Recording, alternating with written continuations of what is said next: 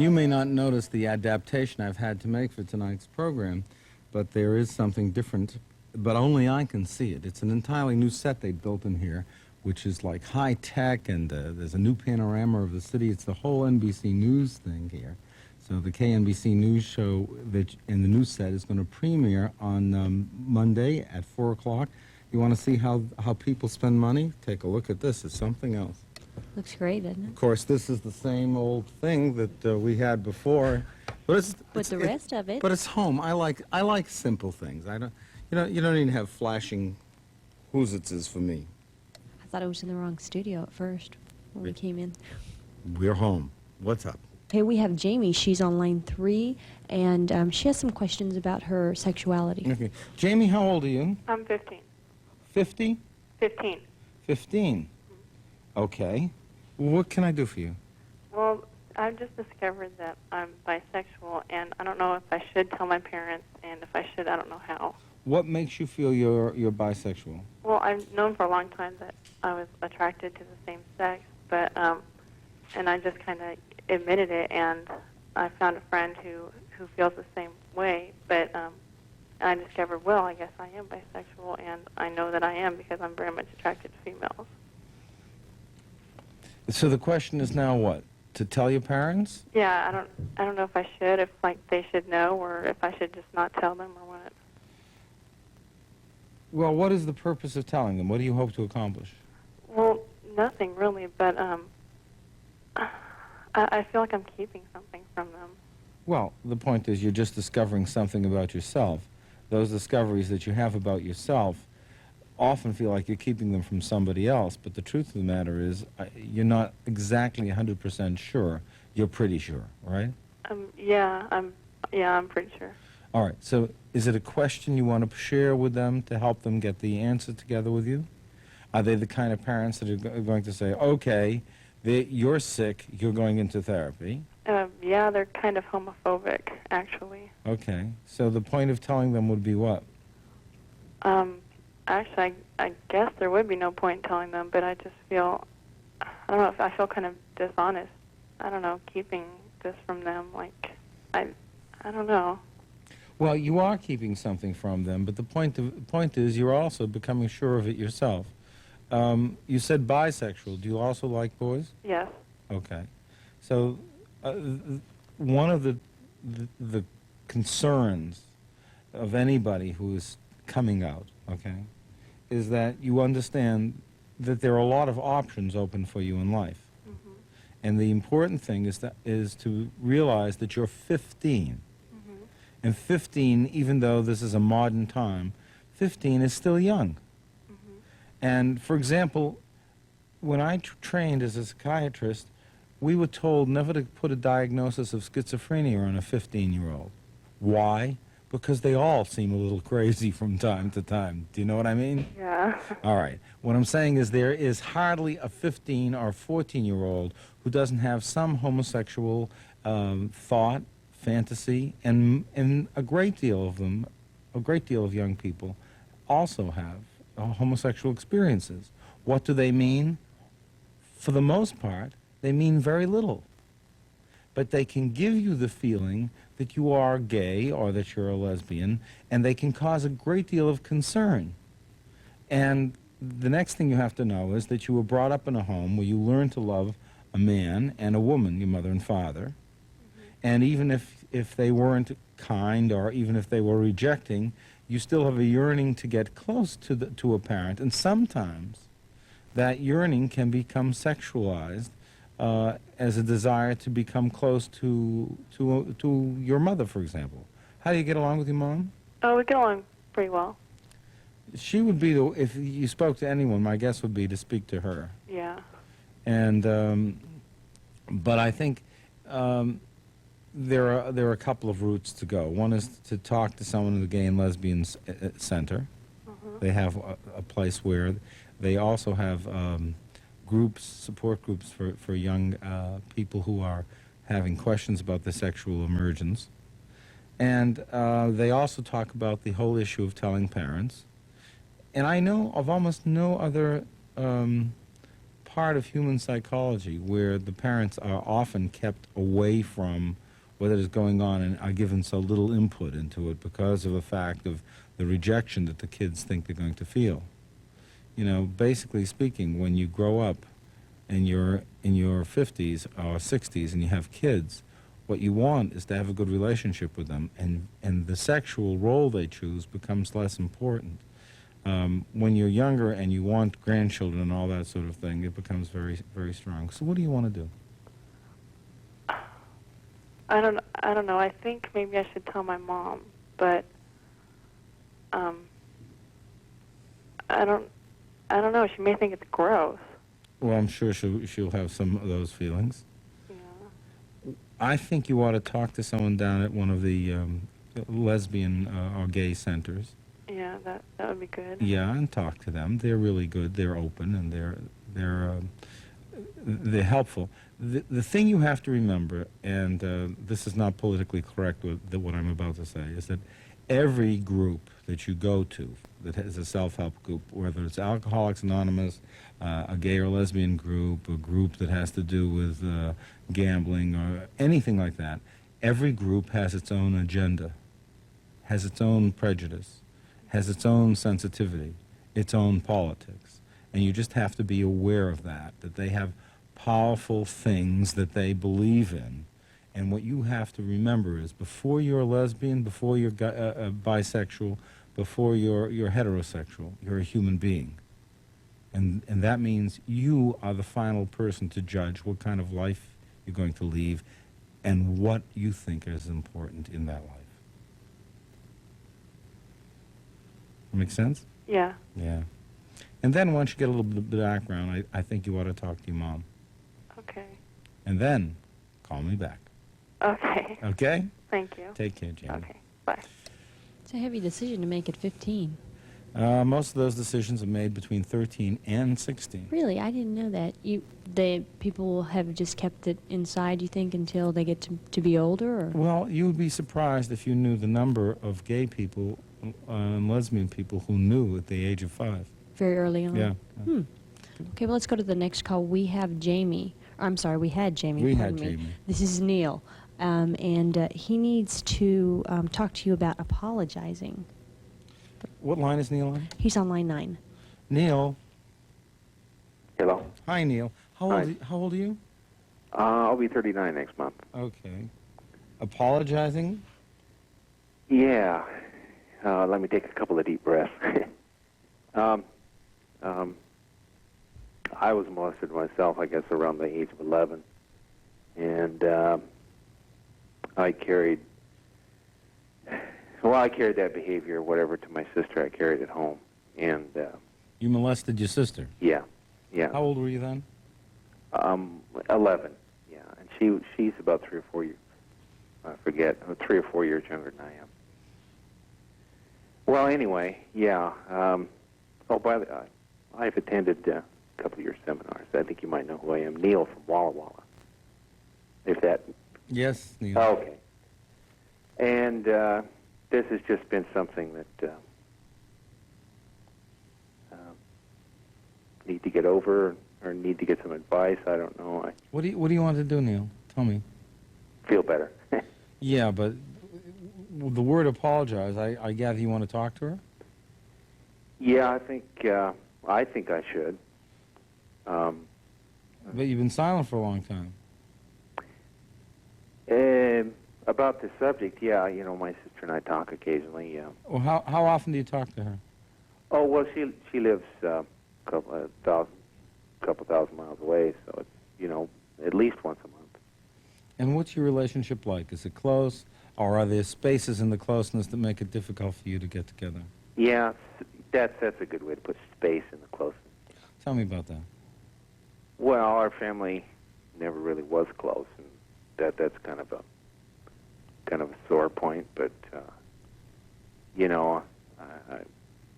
don't know. Gee, what can I say? When are you going to see her again? Well, I want to drive up to the Northwest here in a couple of weeks. I'm going to try and take a vacation myself. So, Where is she, in Seattle? Portland. Portland? Yeah. Well, it's time. The time to act and making an old wrong right Yeah. is when the old wrong starts to come up into your throat. Yeah. And your time has come around. I'm sure we've discussed it, my sister and I, and I just kind of treated it like, like playing doctor and What do you stuff like mean? that. What do you mean you discussed it? Well, kind of made references to it, and I'm sure she probably wouldn't remember it. Who made references to it? I did in discussion. When was this? Oh, years and years ago. And what did you say? Let me hear this. This is important. According to my memory, just in discussion and trying to breach the subject, and just to kind of apologize for not apologizing, I said, "Yeah, wink, wink." When we played doctor. It's so not. You're just trying to. You're very hungry to be loved again. 'Cause Oh, you don't, sure. You don't love yourself over this. This is a critical No. issue, and this Yeah. is how people bring things like that up. There's something that sticks in your throat. You don't know how to talk about it, so you make a little joke and say, "Remember how we used to play doctor?" And you don't even mean it in that context. What you're trying to do is come in lightly.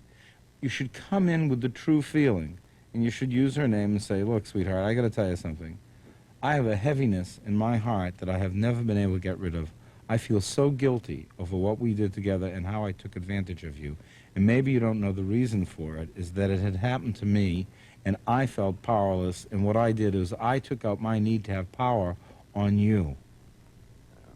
In other words, talk about the power issue and the victimization so that you can be open with her, and the sexual aspect of it you can leave because it was part of the thing, but mainly talk about the other thing. Tell her you desperately want to get rid of the guilt, and you really are sorry for any hurt that you might have caused her. Thanks for those words. I think I'll use them, Mike. But that's exactly the tact. But when you come in and go playing doctor, you don't know she may be in therapy, and she's saying to the therapist, he says, "Yeah," and he brought it up, and he says that we were playing doctor. Jeez, what an idiot. Do you know what I'm saying? Yeah. Yeah. So don't, the reason we take a lighter course is because we're anxious. Whenever we make light of things or act sarcastic, the reason for it is that we're anxious. So apologize not only for the molestation, but also apologize for the joking way you brought it up because you felt so anxious about it you couldn't be straight with it. Another question. Confronting my molester, good idea or bad? I've thought about it for years.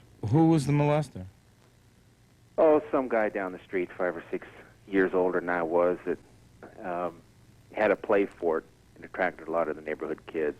Not only me, but my brother and some of the guys. Is your brother involved in this too? Yeah. Talk to your sister, then talk to your brother, and then you and your brother should talk to the guy together. Yeah, I don't know where. Well, that's the thing, of course, finding it. But You should write the letter anyhow of how you felt, the damage that was done, how angry you are, and the last line of the letter has to be you're forgiving the other person, because in letting go of the hurt, you become free. What are you waiting for? Letting go of your hurt is what it's going to take to make you free. You shouldn't be bound up by old feelings any longer. Stay tuned. We're going to help you with that.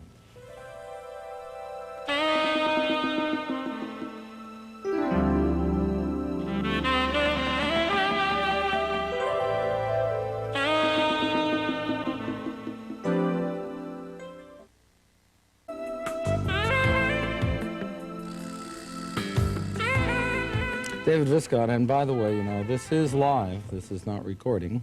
I'm back. Yes, and that means you are too. Who is back? Who's waiting? Okay, who is back is Shauna is back to talk with you, and she's on line A. A? A. Shauna. Hello? Hi, Shauna. Hi. How are you? Fine. You want to see something? What? You looking at the television? Yeah. Come on in close on this. You recognize that? Yeah, I made you that. I know, you made it the pot holder. I used it to put my coffee on. Yeah, it took 3 days to make it. Did it? Yeah. Well, the work. I'm getting used to it. Oh. What can I what are you calling about tonight, Shauna? Shauna is 8 years old. She called originally because her schoolmates were making fun of her. She had been out of school and in school. She was living with her grandparents. Her mother is a prostitute, a drug addict. Is she back in jail, or did you find your mother? We found her. She's fine. Where is she? She's in Long Beach, and she's living with a man, a married man. And the other day, a woman came in, and with a gun. How do you know that? I mean, who would tell you information like this? My mom told my grandma. And why are they telling you all this Well, information? I was on the phone when she said it. She knew I was on the phone. And she isn't protecting you, Shauna. That's an awful lot of stuff for you to have in your head. I mean, you got enough stuff to worry about. Does your mother ever call just to talk to you?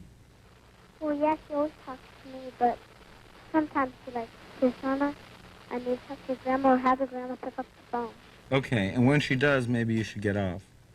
Well, sometimes she doesn't want, she lets me stay on the phone. Yeah, but even then, you hear things often with your mother that are upsetting. Well, we have to tape her we have to monitor her calls. I So understand. I'm finding out anyway. Are you? Yeah. Because I when have to find out because they have them in the court. They listen to them. but why do you have to listen to them? Because I'm in the courtroom. We're going to take psychiatric evaluation. Okay. Can you speak up, Shauna, a little bit? Hello? Yeah, Shauna, listen. I don't know why it is that you have to be so much a part of all this. Well, because I talk to you on the radio, but I don't know why I can't forget my mom.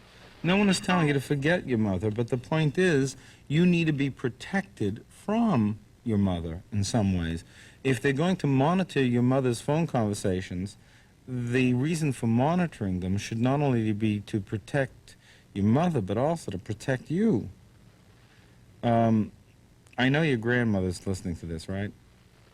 They're not on the phone, they're just watching the TV show. Okay. They said that they try to. All right. From now on, I'm talking to your grandpa, parents now. From now on, when Shauna is talking to her mother, you need to tell her mother to clean up her act. And then when Shauna is not on the phone, you can discuss all this other business. Shauna does not need to hear this. Do you understand that, Shauna? Yeah. It's not that we're keeping secrets from you, Shauna. It's just there are some things that... Adult talk. Excuse me? Adult talk. Yeah, and you know what? It really isn't adult talk. It's the kind of adult talk that's full of adult problems. And you know, when you're 8 years old, it'd be nice if you could have a childhood where you didn't know so much. So how are you, kiddo? Fine. I wanted to wish you happy Easter and Passover, whichever you celebrate. Well, thank you. I will. I'm having a good holiday. We celebrate both of those in my house. So do we. Yeah. All right, sweetheart. Thank you for calling. I love you. I love you, too. Did you get my picture I sent you? Yeah, and I sent you one, too. A big picture. Thank you. Okay. I love you. I love you, too. Bye. Bye. I just want you to know I have friends in high places. She's such a charming girl. I mean, it's hard for me to realize that she is 8 years old. Yeah, and that, you know, I must tell you that I'm personally disgusted with the way in which child abuse is handled, in which parental problems with children are handled, and the state is so much interested either protecting the child from molestation that they come and they swoop a child out of a house when an accusation is made, or in the case of this, they're not really showing any kind of interest in the child's welfare. It's sad. Sure, there's a lot of damage just from, like you said, listening to that sort of Damage from thing. exposure, you know, just being around that sort of thing. Who do you have? Okay, we have Andrea. She's on line 12, and her mother's newfound religion is causing some problems. Andrea? Yeah, Your mother's newfound religion? How old are you? I'm 17. What is your mother's newfound religion? It's not really newfound. It's like new fanatic. We've been Christian like our whole life, ever since I was little, but we never really went to church or anything, only on Christmas and Easter. But about 2 years ago, I don't know what happened. I don't know what caused her to get into it so much, but she started watching, like, the evangelist TV shows and just really getting into that, and it's, like, out of hand now, and What do you mean, what is out of hand? She doesn't watch anything else but the God channel, like the TBN, Trinity Broadcast Network. She doesn't even, I don't even think she knows the running presidential candidates right now. I think she's like shut out all other aspects of life right now. All she sees is the TV evangelist, and I mean, if they told her that the earth wasn't round, she'd believe them. I mean, she believes everything they say, and I mean, I've talked to preachers and stuff before, and they've told me that a lot of that stuff isn't real, you know, and they get her money. They get a lot of her money. I mean, she's unemployed right now because she was on disability, but that's over, so now she's getting unemployment, and half of her money goes to them. I know it does because I see all the videotapes and stuff she has in her room, and I know, you know, I need that money instead, and she's sending it to them, and I'm really angry, and I feel that, you know, I hate her because... Do you tell her that? No, because... No, you have to tell her that. Well, she knows. She tells me. No. You have to tell your mother. You see, what you are doing is you are becoming compromised in the face of your mother's belief. I'll tell you what that means. It's very important. Your mother has this belief system that's so powerful that you feel shy about it. And what you have to do is you have to just give your straight opinion about it. You say, Mother, can't you see they're just ripping you off? Mother, can't you see you've become an addict? Mother, don't you see what this is? What religion would tell you to deny your children clothes and food? This is not Christianity. You're giving at least half. Most religions don't take more than a tenth.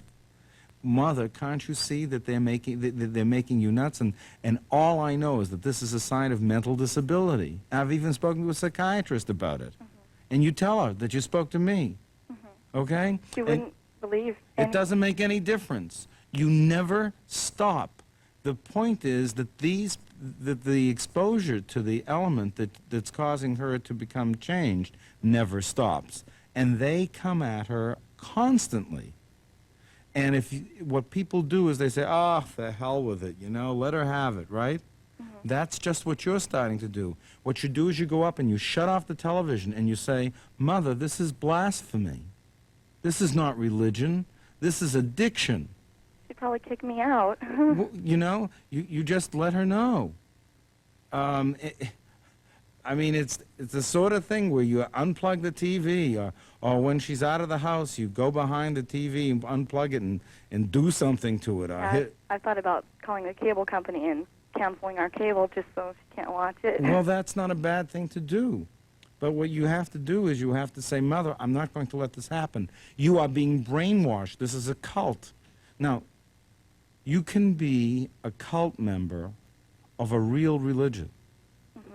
Because the cult part is in the person, and what it comes from is when a person feels desperate, doesn't feel they have a life of their own, doesn't feel anyone understands or loves them, or has a major change in their life, like they're out of work or they're disabled. Yeah. At those times of change, a person is very highly vulnerable to any one of these religions or cults taking over. And some of them are so skilled at picking this up that once they get you, it's very hard to get out. So what you say to your mother is exactly what I'm saying to you. Mother, don't you understand? It's just that you don't feel good about yourself. That these people are giving you answers that you should be giving yourself. God put you here to solve the problem of your life, not to become dependent upon people who are using His name to rook you. Yeah. And I have no respect for you, Mother. And if that's what this religion means to you, it means you've lost your family. And just keep up with it and don't stop. I'm the only one in the whole family that, well, we live with her best friend, but me and him know that she's gone, you know, out of hand. But everyone else in our family thinks she's perfectly normal. But that means you have to raise a ruckus. And you do anything that it takes to get the person back, including a hammer through the TV set. I don't think it's worth it. I mean, that's exactly what the people on the other side are depending upon. You giving up. When you give up, you lose your mother. I'm not. I'm to the point where I don't care anymore. I mean, I get so mad. I just feel like sometimes it's so hard for me not to hit her. I get so mad, and I'm Do you hit full her? of, no, I would never, but I want to. That's my problems. I cry. Are you a member of a religion? Yeah, I'm Christian. Do you have a minister? No. So basically Christian in name. Does your No. mother have a minister that she goes to see? No, I'm not Christian anymore. I go to church, not out here, so I don't go very often. Well, what you need to tell your mother is the two of you need some counseling in a church. Start at it from that direction. Say that you and her need some pastoral counseling. But before you do that, I would find you got to locate some church that you go to, because she's not going to talk to a shrink. Yeah. Your mother will never talk to a shrink. So I would find a church or a minister you talk to and let him know where you are and that you need some help in getting her back into the fold of humankind. Yeah. But, they take advantage of people. What happened 2 years ago in your mother's life? She herniated a disc in her back. So she was feeling in chronic pain, powerless, lost her job? No, she had to stop her job because she couldn't work. That's what I'm saying. So there was a feeling of, oh, I'll do anything to get out of this. Yeah. Right. Yeah. That's a period of susceptibility. It's called a window of opportunity to brainwash someone, and your mother, unfortunately, got caught in it. Yeah. I'm sorry, but find yourself some kind of minister who you can get into pastoral counseling with your mother. Yeah, well, I know ministers. Okay. Go there. That's the first step.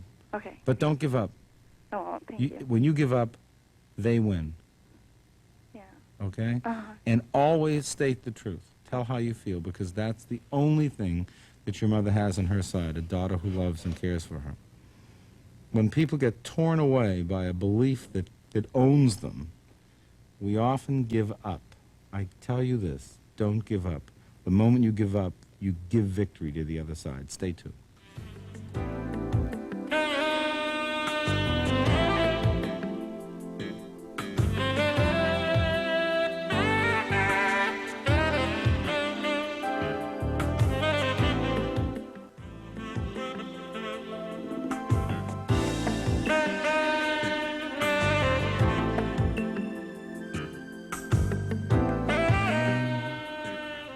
David Viscott, welcome back. One thing about that call with Andrea, the most painful thing that happens in a family is when you feel you have lost a family member to another belief system, to a cult, to the power of another person. And usually that doesn't happen with religion.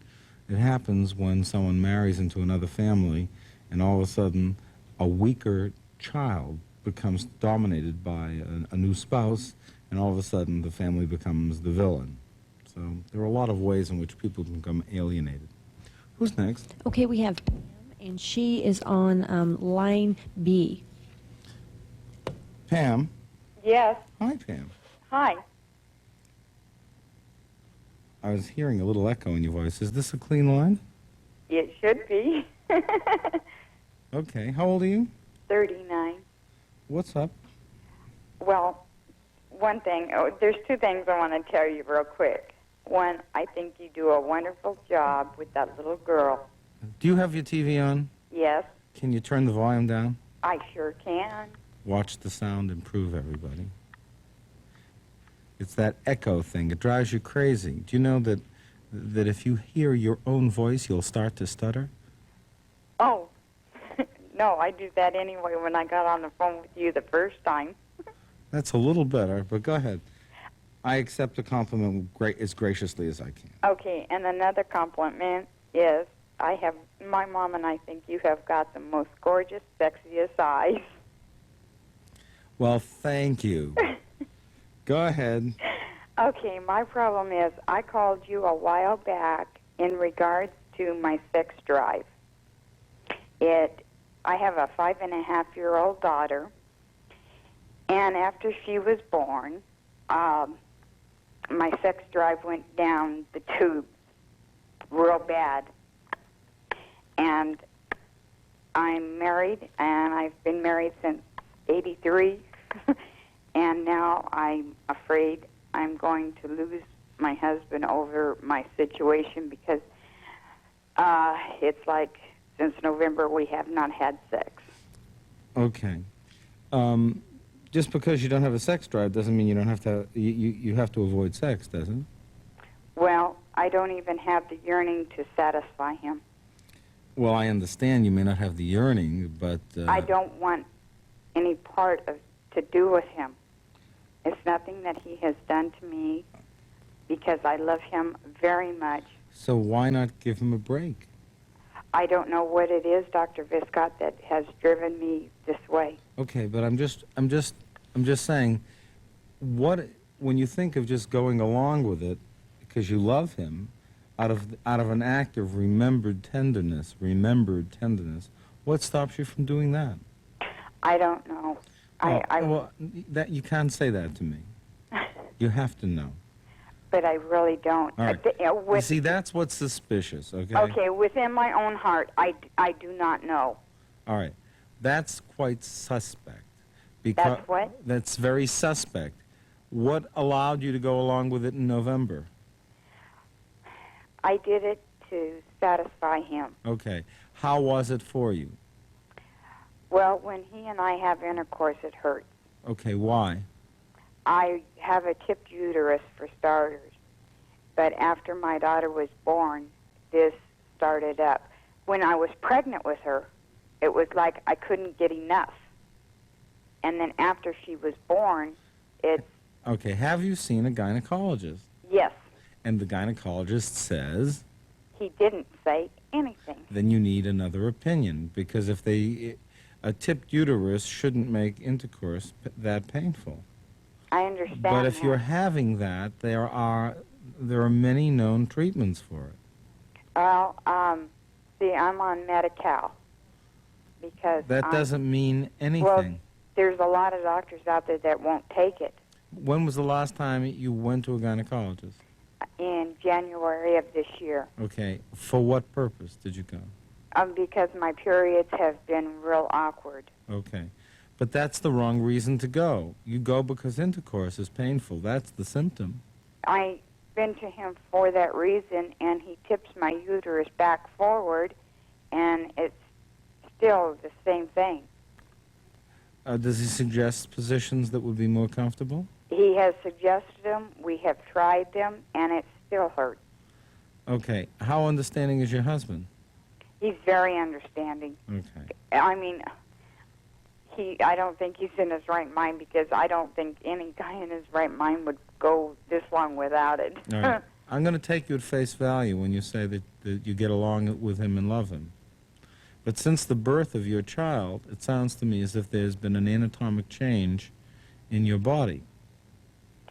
I guess so. I was 34 when I had her. Yeah, but that has nothing to do with the situation. The question is there something that can be done? I don't know. How do you mean, can something be done? Well, maybe there's a surgical correction that can be made. Well, he and I, my gynecologist, discussed it, and he said that it could be done, but he said that the chances are, 80% chances were that it just tipped back.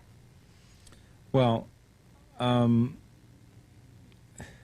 still think that something has to be done. I mean, you have a real situation here that's interfering with your life. And, you know, one of the things you have to do is, doctors don't know everything. And every case is different.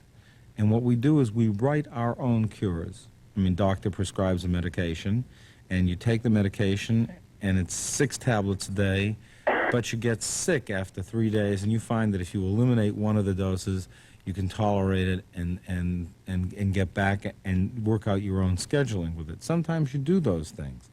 I mean, they call it the art of medicine. Mm-hmm. And this is what this is about, is the art of medicine. Mm-hmm. You need to stay on this.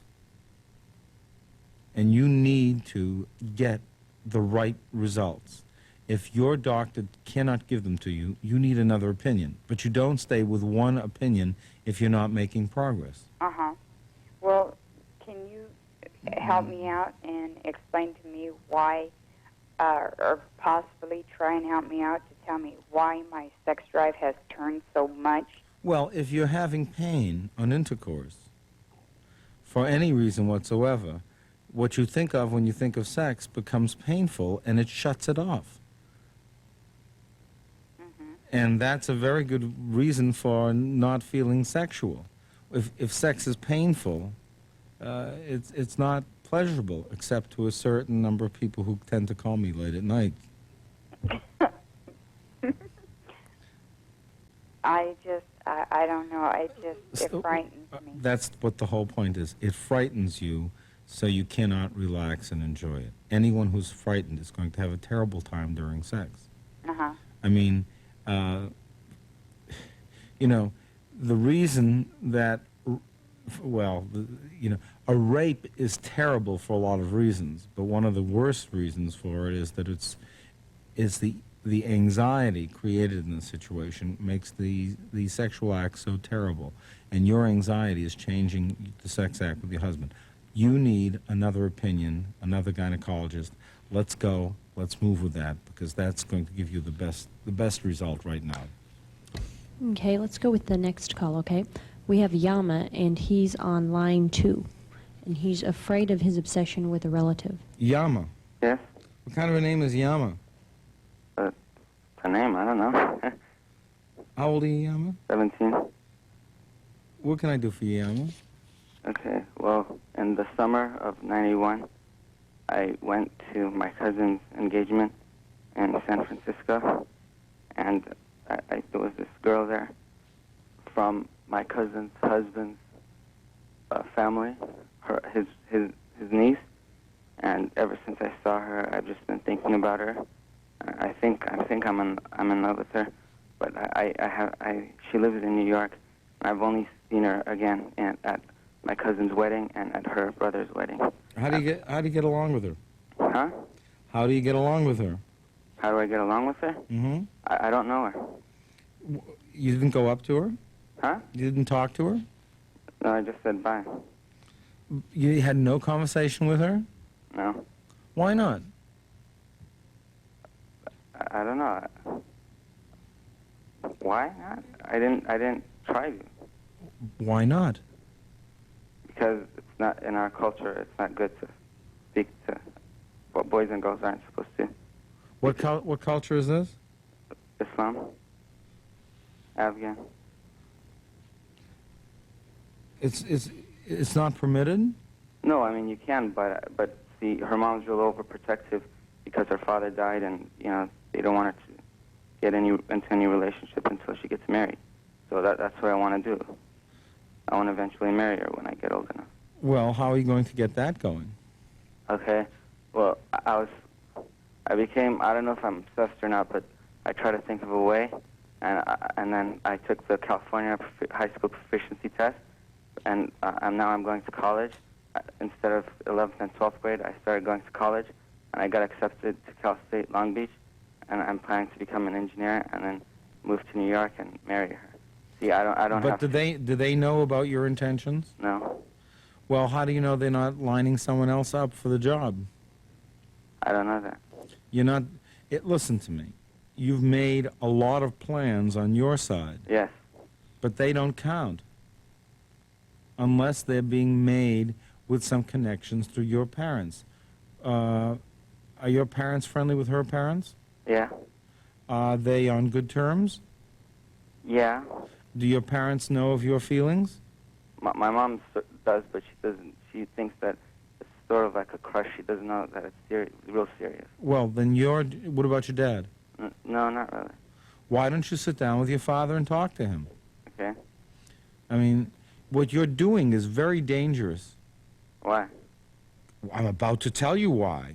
You have set a plan in motion all by yourself to dedicate your life to becoming an engineer, to going back and as the hero and say, how worthy am I? I'm a good Islam and I Muslim and I love this your daughter and I want to marry her, right? Right. Without telling anybody. When people in your religion arrange marriages, right? Uh-huh. What makes you think that her mother isn't looking around for someone else? Yeah, I don't. So you're not covering the territory. You're not doing the first thing. You go to Long Beach and get your degree for you. But I don't want you to have the feeling that here I went and got this degree and I did everything in the world possible and she left me. You know, it's not that way. If she leaves you, it's because an arrangement wasn't made, right? Right. Speak to your father. Okay. Tell him that you know your heart. Tell him you're as sure of this as anything you know. That you want to be, you know, abide by the religion. You understand the girl is overprotected by her mother. You think she's wonderful, and you may be 100% wrong, you know, because you didn't speak 2 words to the girl. I mean, your mother and father, what is the custom? They sit down, they talk to her, they get to meet her? Well, no, my mom just calls her mom, and if her mom accepts, then we get married. Yeah, but I mean, isn't there something more like sitting down and interviewing her? Yeah, yeah. All right. Don't you think your parents should be able to come back and say, you know, Yama, this girl is really very nice, and we approve? Yeah. What if they came back and said, you know, Yama, she's very, very shy. She can hardly say a word. She stammers, and she's uncomfortable, and I don't think she's going to satisfy you as a woman in your life. Well, my parents already told me that whoever they'll be happy if I'm happy with whoever I choose to marry. Yama, you didn't hear a word I said. You are obsessed with this girl. What if she's wrong for you? Just because you have an illusion of having seen her at a distance and thinking she's right, she may not be right. You have to have something more. How can you... It's like picking her out of a catalog. Oh, she looks good. I'll take her. She should be terrific with my kids. Oh, she might... How do you know what she's Well, going... I didn't really choose her. I didn't pick her. It's just that ever since I saw her... Yeah, but that's an obsession, Yama. Come on, Yama. Yeah. That's an obsession. So You don't know yet. You want to find out more about her. You want your parents to talk to her mother. You want them to find out a little bit more about this girl. Is she a good student? Is she a happy child? Is she someone who has, you know, the right kind of background? okay. So what does this obsession mean? Well, it means you're completely taken with her, but it's just a way of you... Look, it's not just an obsession with her. That's part of it. The other part of the obsession is that you put a plan into action. I'll go to Long Beach, I'll become an engineer, and I'll come back and I'll be a hero. Yeah. And you gave me half a plan. That's not a plan. That doesn't guarantee that you get anything at the end. but it might not. It doesn't guarantee anything, Yama. Yeah, it doesn't guarantee anything. It doesn't even go one step towards getting what you want, Yama. It's a wacko plan. It's Nowheresville. It's hopeless. Why is it hopeless? Because no one else knows about it but you. It's like you're sitting there in a room and you're saying, I'm going to write the world's greatest poem, and this poem, when I finish it, is going to end poverty and starvation in the world, and I'm working on it. What? Who knows? You know what I'm saying? You're totally disconnected from life. Talk to your dad. Okay. And tell him about your plan. Because what your dad, if you came to me and I was your dad, I'd say, Yama, you don't know the girl. Yama, I have to find out about her. Okay. Yama, you're making too many plans about the girl and not enough about Yama. Okay, well, if I don't make... Okay, then... Well, I can't... I'm always thinking about her. I can't forget about her. I don't know. But you don't know her. You're I- thinking about what you think about her, not about your experience with her. You've never had a conversation. Do you know what her voice sounds like? Yeah? Do you know what she likes? No? Do you know what her studies are like? No. Do you know what her interests are like? No? So what is it you like about her? You don't even know the person. I don't know. That's why I called you. But you want to marry her. Yeah. That's nuts. Well, she seems... I think she's real nice. But you don't know. You don't know until you get to meet a person. Well, why do I have these feelings for her, then? Because you're a lonely person. You don't have any contact with girls, right? Well, sorry, yeah. Yeah, so you don't have any experience, and you're all bottled up, and you're 17 years old, and my guess is that you probably have a few sexual hormones rising up around this time of life, right? Uh-huh. And that you want to do something with them, and all of a sudden you meet this girl who looks attractive and looks terrific, and all of a sudden you have an object for your desires. Okay. Now listen, unless you know her, and I'm going to say something cruel now, all right? Okay. Unless you know her, she has no more meaning to you than the centerfold of a Playboy. It's just an image. And most of her is something you've made up in your mind. Talk to your dad. Wait, so I don't love her? You don't know. Of course you don't love her. You don't know who she is. You know what she looks like. You're in love with a picture. I feel like I know her. But you don't know her. You don't know her. You haven't corresponded. You don't know how her mind works. What do you love about a person? Love is loving the truth that they see and tell you. Love is loving the way you feel in another person's presence. Love is liking the person that the other person brings out. You have none of these experiences. This is all a fantasy. Okay. Talk to your dad. All right, wait. Okay, well, so I said to myself, if I give up, then... You haven't got anything to give up on. You're grasping at straws, Yama. Talk Okay. to your dad. Well, if this thing that you say that it's all... Yama, What? you're not listening to me. Well, can I just say one thing? No, Why not? because you're not listening to me. No, I know what you said. But Talk to your dad. What you're going through is an obsession, and it may be that in order to deal with this, you might need to do something else. But first, talk to your dad. well, I think she likes me too. How do you know that? Because she smiled at me when we said bye. Yama, Yeah? I'm so shocked Why? because I smile at everybody when I say goodbye to them. Don't you? Well, at first, when she first saw me, she was real nervous. Yama, What? you're reaching. What do you mean? You're stretching. You're I don't know. stretching the belief. This is not, you're on very thin ice. Talk to your dad. Okay. You must talk to your dad. We'll be right back.